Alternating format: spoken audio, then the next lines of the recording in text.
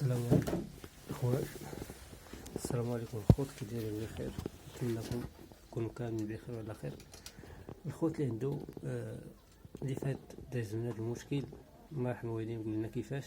عندي هاد الدجاجه هادي تقريبا شي 15 يوم 15 يوم وازيد، كتبقى جالسه هنا تقريبا واحد سكتيت، كتبقى كيخلوك تهضر الدجاج، كتبقى جالسه واحد المده هنا تقريبا هذه 10 تقدر تجلس حتى ل 12 حتى ل 1 وما كتبيضش. يعني انا من قبل كانت كتبيض، ولكن دروكا مبقاش كتبيض. اللي عنده شي فكره، انا شكيت ياك ما تهرست لها البيضه في كرشها وما بقاش كتخليها تبيض.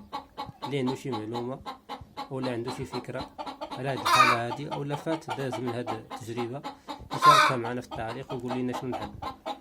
دابا كتبقى مسكينه جالسه وما كتبيض.